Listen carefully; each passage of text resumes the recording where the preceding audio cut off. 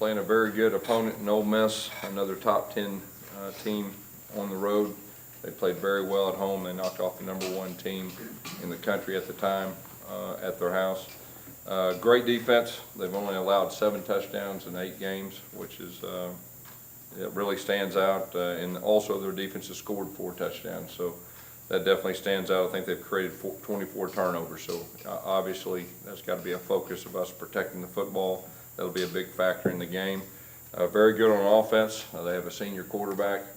Has a lot of experience. He throws the ball extremely well. He's a very nifty runner in all of their zone read and power read game. As far as that goes, they've got some big, fast receivers that they do a good job of getting in mismatches and getting in one-on-one situations. Overall, this is one of the better teams in the country, and we have to go to their place, and they've been playing extremely well at home. Question? Ricardo said one of the big emphasis for you guys during the bye week was being able to run on the perimeter. Is that just something you guys noticed when you went back and evaluated? Or? Yeah, that was one of those things that, compared to the year before, we just weren't getting the production on the edge like we did the year before. So just tried to really make that a point of emphasis, and I thought for the most part our guys did a good job of that the last game. Gus, on the final play of Saturday night's game, what happened there with the miscommunication with Montrezl? Yeah, that was the same thing that we worked on, that Thursday, and of course that's my responsibility, making sure that we don't have 2 guys with the same number, and we'll do a better job in the future. Coach, you said you were stressing a little bit at their place. It seems like this year in the SEC, more so than maybe in the past, because maybe there's some even play across the playing field, but being on the road versus being at home. Talk about why there seems to be such a battle.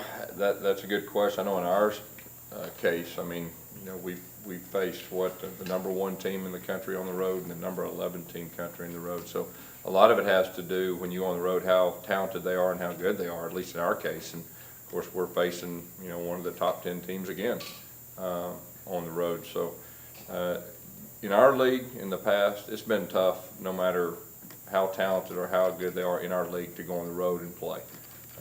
This year and on our side, just about every team is extremely talented, and I think every team is good. So that probably has a lot to do with it. The slow starts on the road, what is it? Is it just the guys maybe paying too much attention to the atmosphere? Well, the last game we turned the ball over the very first 2 plays of the game. So I don't think the atmosphere really had much to do with that. It's just we got off to a bad start. We put ourselves in a hole, and before we looked up, it was 21-0. It was kind of one of those uphill battles, as far as that goes. And you look at the Kansas State. I think everybody's figuring out how good they are and how good their defense is, and that probably has something to do with it too. I just got read a couple weeks ago. How important is that connection between you two on the road and before the drive and that kind of thing to be on the same page? Yeah, it's very critical, and like I said, we've been together a long time and know how each other think and all that, and that definitely helps in certain situations. You spoke a lot after the game and last night about getting your edge back and the importance of running the ball. Can that coexist with being balanced, which was the big emphasis this offseason? Well, remember, being balanced is being good at something, and then they try to take away that certain thing, and then you're able to throw the ball and when they present that and be effective. So, to be a good offense, you got to have strengths. You got to be good at some things, and then when they stop those things by taking chances maybe with an extra guy, you got to have a complement to do that. And so that's what I mean by balance. So I think we're getting better. We were more efficient in running the football and playing with pace, and so that's at least we're taking the right step. Put it that way. Gus, in most of your career, it seems your teams have gotten better. Your good teams have been a good bit better than you than in the beginning. Could you just talk about that process and is this team on that track? Well, that's been the plan, from day one, and we're going to need to have that happen. We're playing really the meat of our schedule now with 3 top 10 teams on the road, which I don't know another team in the country that's doing that. So, that's the plan. Our guys really did a great job of that last year. I feel like in areas we are improving, and that's going to be our big challenge, the rest of the half. Could you just talk about what the key is to being able to do that, not just this year, but? You know, I think it's all players. I mean, coaches, they all say the same thing, you know, but it's players really buying into that and finding a way that, to not lose sight of the little things, to figure out a way to take it 1 week at a time, not look ahead, and not get mentally tired. You know, that's a big factor. In college football, it's such a grind mentally with everything that goes with it, and the special teams have a way to not get tired mentally. When we think of Hugh Freeze, typically think of offense. Is this how good is this defense and best one you've seen with Ole Miss since you've been?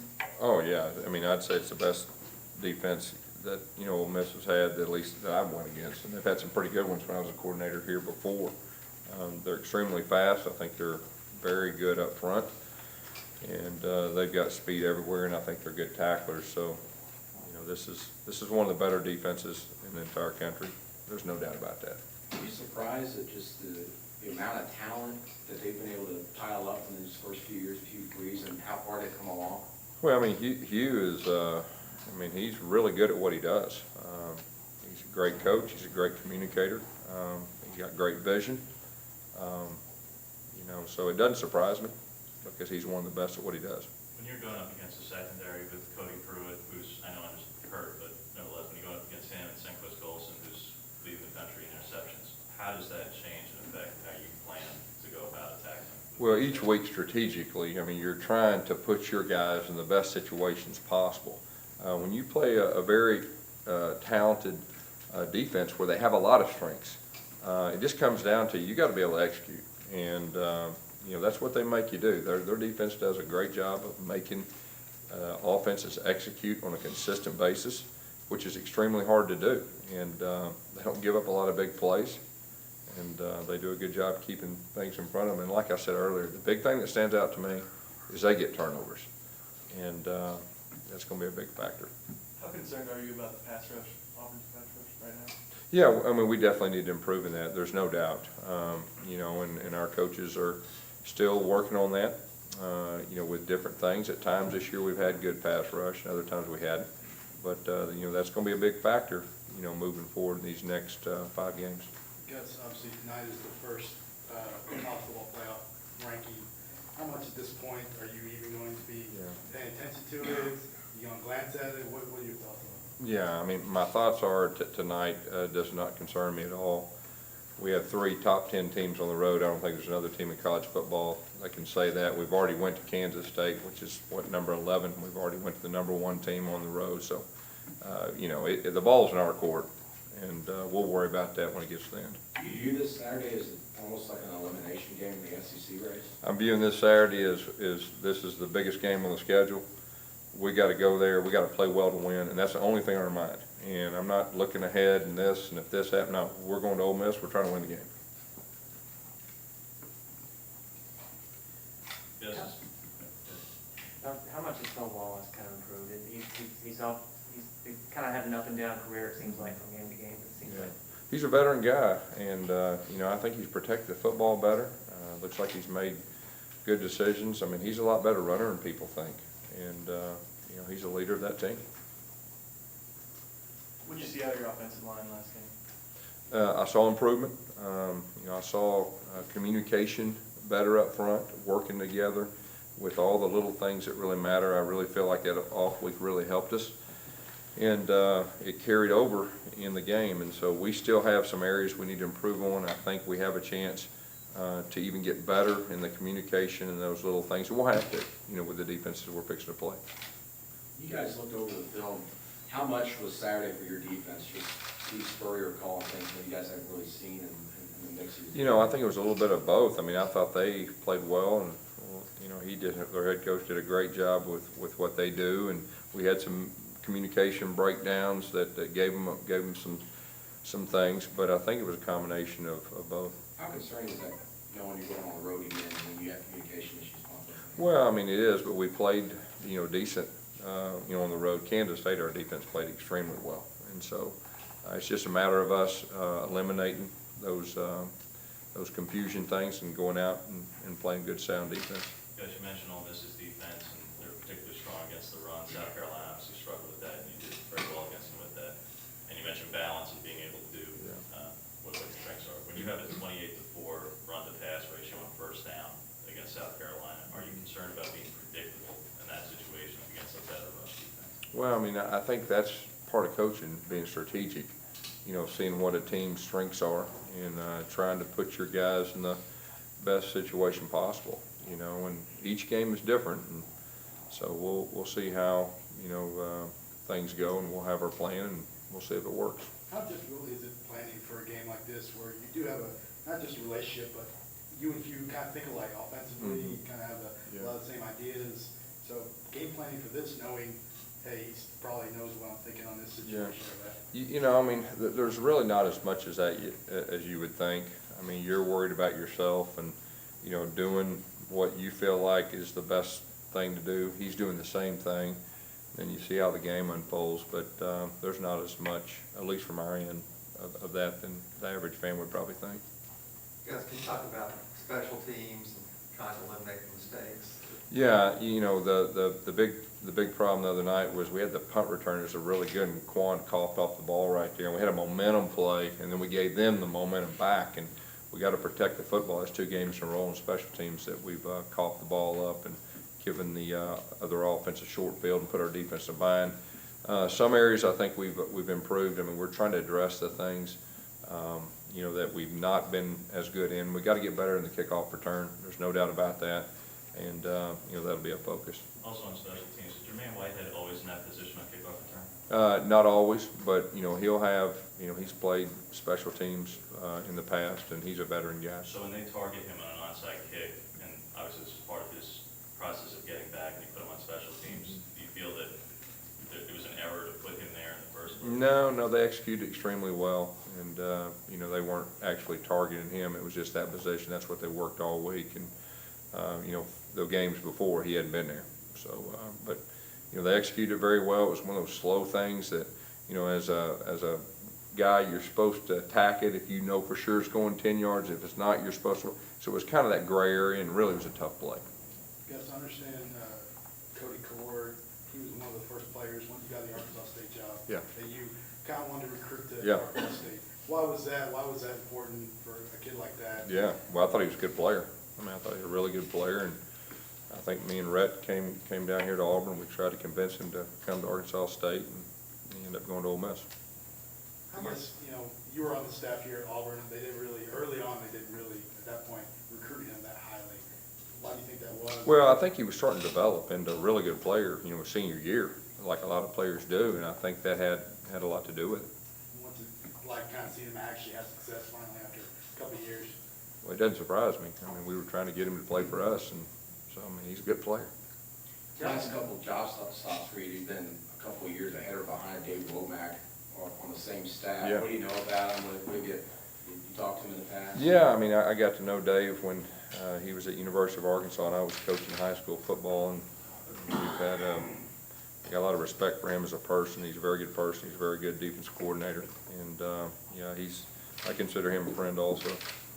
How did Jonathan Jones, he's having a great year this year, obviously, but he went through some stuff last year, including that this year game. Yeah, he had some injuries, last year and fought through some, and he's a guy that you look at his size, and early in the year people are going to go after him and all that. And I think he's starting to earn a lot of people's respect. He's played extremely well for us. He's a guy that is a great competitor, and we're real happy with him. Last year's game was awkward for Ryan Applin. I'm sure this week will be as well. But just what has he brought to Auburn, and what has he meant in his position here? Well, Applin is a guy that was our quarterback at Arkansas State, and him and Coach Lashley, obviously that quarterback coach relationship, I've got a lot of respect. He understands what we do, just like Cody Burns did, and so he's done a very good job for us. He understands how we operate. A lot of pressure on that young man on Saturdays, doing the signals and everything that goes with that, just like there was on Cody Burns. Although Ole Miss lost to LSU, how impressed were you with their defensive performance? Yeah, I mean, I've been impressed. You turn the film on every game, and I've been impressed with their defense every game. I mean, they're very impressive. They're good at what they do, and they got some depth too. It's not just the 11 guys they put out there. They play quite a few guys, and whoever they put out there, I mean, they're flying around, and making plays and good tackling. What do you like what you're seeing from Nick Marshall in the red zone specifically so far? Well, you know, we've always prided ourselves on being a good red zone team. And, you know, we had the one hiccup against Mississippi State. They had something to do with that. But, you know, he usually makes good decisions down there. You know, and he did a good job the other night for us. Gus, we know how important Reese is to the offense this whole time here, especially this past 2 years. When he's up for the Remington multiple years, he'll probably be up again this year. From an outside, it's hard to evaluate what makes a center a great center compared to somebody else. What do you look for when you're comparing him to mainly Oregon center who's in the running for that? Yeah, well, what we do is like our center is like another quarterback. He makes all the calls up front. Everything's on him, especially when you go pace. And the center directs everything. He's a very good athlete. He's a tough guy. You know, he's been our leader. He's been one of our leaders around here a long time. Gus, Brett said Sunday that, you know, obviously Cap has been maybe more the workforce guy, but he really likes the way the rotation has been working. So, I mean, do you say it's, I know you never want to say never, but it's really unlikely that Cap could ever kind of get to where Trey was last year, where he was like 40 carry game, like the SEC championship? You never know how the season unfolds. We have a lot of confidence in him. And this time last year, Trey was just now coming on, and you know, I hadn't looked at the SEC stats, but I would bet that Cap is up towards the top, and so he's capable. If we want to give him the ball 40 times, I mean, he's that tough guy that we feel like, you know, he could do that. So we'll see. Coach, you got to spend a little time with a former player, somebody that you're a protege of yours, in Josh Floyd at Trustville. First off, what does that mean to you to have somebody that aspires to follow in your footsteps, but learn from you and the role that you can play in their life? Yeah, well, first of all, I'm very proud of Josh, not only as a coach, but as a person. You know, he was the quarterback before Rhett Lashley when I was at Shiloh Christian. You know, he took over that program, won state championships, and was looking for a new challenge. Decided to come to Alabama, and you know, he's off to a very good start, and you know, he's really good. He's really good at what he does, but he's an even better person. After Ricardo Lewis makes that mistake on a kickoff in the state, you come back, very first play, go to him, and then obviously what you did Saturday. How much confidence do you have in him, and how much of that is trying to build his confidence back? Yeah, I mean, Ricardo's, you know, he's a veteran guy. He made some big plays for us last year to win games. I mean, he made a mistake. I mean, it was a big mistake, but you know, he's a competitor, and he came back. We gave him the ball, and you know, I thought that was a good way for him to get back. And you know, anytime as a coach, you just challenge your guys, and he turned it on and did a pretty good job on that speed sweep. You mentioned the kickoff return issues. Is it one thing or just kind of the whole unit? Yeah, anytime it's kickoff return, it's the whole unit. It's not usually just one thing. It's getting things cleaned up right there. Everybody be on the same page. There's a lot more to kickoff return than everybody thinks. That's usually the other team putting their best athletes, and they're flying down and doing some different things. But we got to do a better job. You know, I think the big factor of the night was we made a bad decision, you know, trying to bounce one, but then we had a penalty, a block in the back penalty, got the ball on the 9-yard line. So we just got to get it, you know, out there where it's normal field position.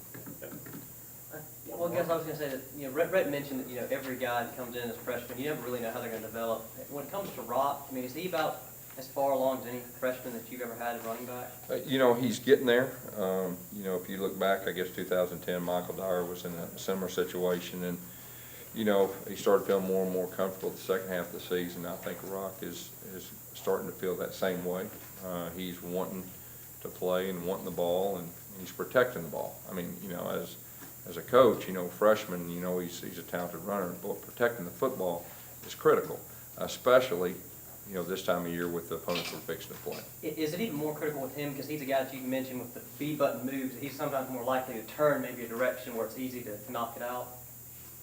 It's a possibility. I mean, Cameron Payne was doing a lot of spinning too the other night, you know, but I didn't want him to do all that spinning, but he did. So protecting the football is just protecting the football to me. Coach.